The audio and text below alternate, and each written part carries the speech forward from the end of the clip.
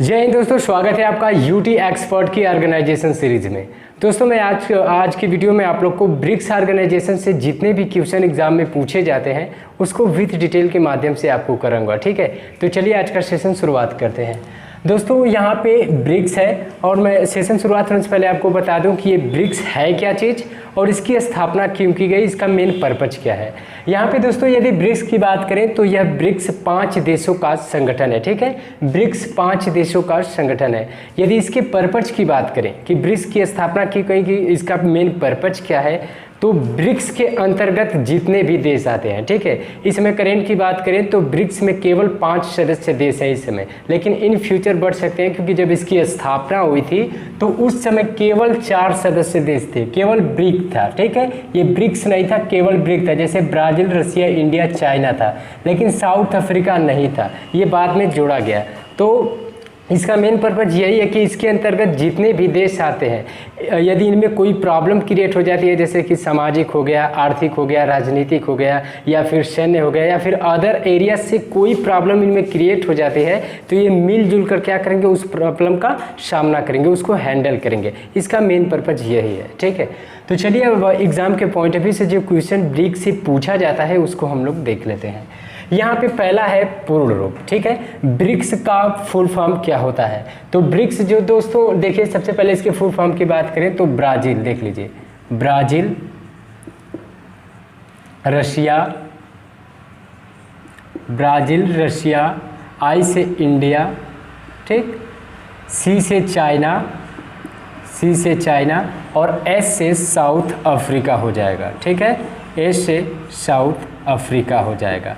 यहाँ पे दोस्तों जो देश का जो पहला है लेटर है, जो देश का पहला लेटर है उसी को यहाँ पे रखा गया है, पुट किया गया है। ठीक है, अब यहाँ पे एक चीज़ रिलेट करके मैं आपको और बता दूं कि जो ब्रिक्स है, ब्रिक्स को R5 के नाम से जाना जाता है। ठीक है, ब्रिक्स को R5 के नाम से जाना जाता है। क्यों जाना जाता है, मैं आपको बता दूं कि जो ब्रिक्स है, इनकी जो देश है, इनका जो करेंसी है वो R से शुरुआत होता है। ठीक है, R से मीन्स र से शुरुआत होता है। जैसे देख ले ब्राज़ील का, ब्राज़ील की मुद्रा क्या है, इसकी करेंसी क्या है, तो रियाल है। ठीक है, ब्राज़ीलियन रियाल, ठीक, इसकी रियाल है। रशिया की रूबल, रशिया की रूबल, सभी R से होगी। ठीक, सभी R से। इंडिया का आपको पता होगा कि इंडिया का रुपया है, रुपया। ठीक, चाइना का रेनमेनबी, ठीक, रेनमेनबी चाइना का है। ठीक, और साउथ अफ्रीका, तो साउथ अफ्रीका का रैंड है। ठीक, रैंड। तो दोस्तों आपको समझ में आ गया होगा कि इन्हें R5 के नाम से क्यों जाना जाता है, क्योंकि इनकी जो करेंसी है वो R से ही शुरुआत होती है। जैसे रियाल हो गया, रूबल हो गया, रुपया हो गया, रेनमेनबी हो गई और रेंड हो गई, ये R से शुरुआत होती है, इसीलिए इन्हें R5 के नाम से जाना जाता है। तो चलिए दोस्तों ये क्लियर हो गया होगा। अब यहाँ पे समझ लेते हैं कि इसकी स्थापना।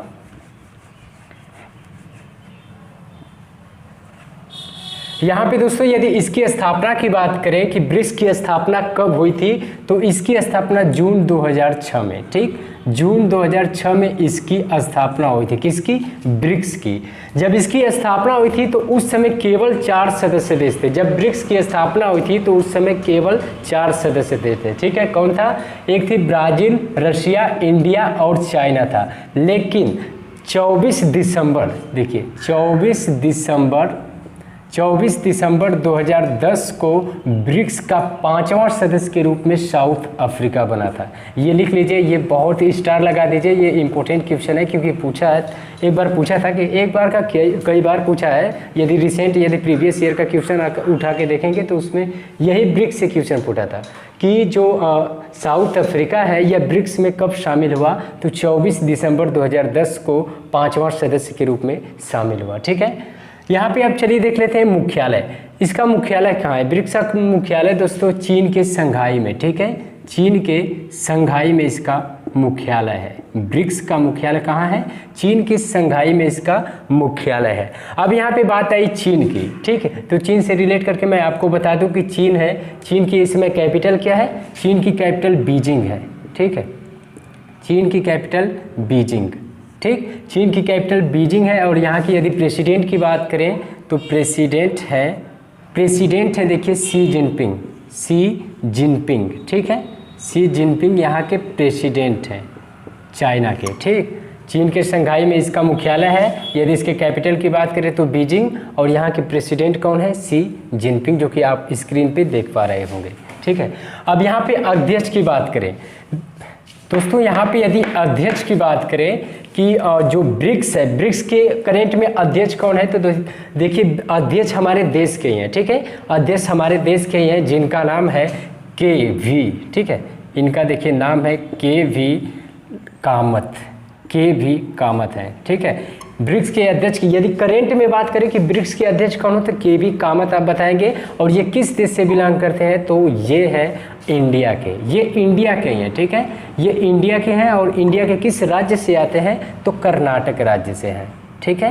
कर्नाटक राज्य से है कौन? KV कामत, जो कि करेंट में ब्रिक्स के अध्यक्ष हैं।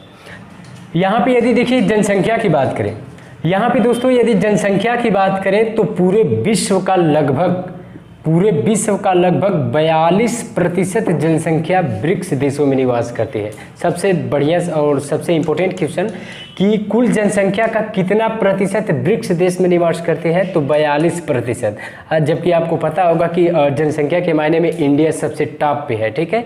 ये और चाइना टॉप पे है, चाइना टॉप पे, उसके बाद इंडिया और तीसरे पे अमेरिका है, जबकि तीनों देश इसमें है, ठीक है।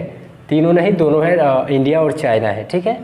तो कुल जनसंख्या की बात करेगा कि कितने प्रतिशत जनसंख्या निवास करती है ब्रिक्स में, तो आप लोग 42% बताएंगे पूरे विश्व का, ठीक है।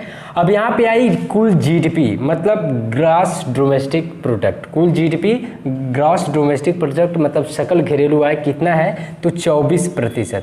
कुल GDP ब्रिक्स देशों की है 24%, ये आप लोग को याद रखिएगा, ठीक है।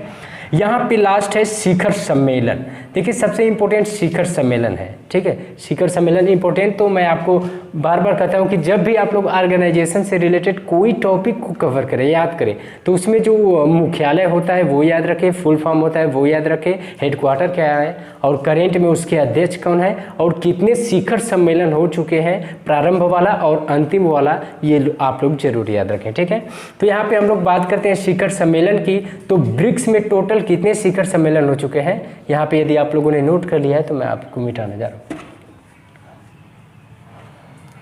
ठीक है। यहाँ पे बात करते हैं शिखर सम्मेलन की।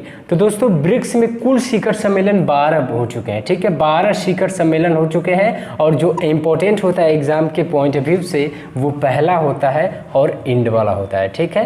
पहला होता है और इंड वाला होता है। तो हम लोग पहला देखते हैं, पहला शिखर सम्मेलन कब हुआ था। तो पहला शिखर सम्मेलन देखिए हुआ था जून 2009 ईस्वी में, ठीक है। जून 2009 ईस्वी में पहला शिखर सम्मेलन हुआ, और ये कहाँ हुआ था, तो रूस के एकतेरियन वर्ग में, ठीक है।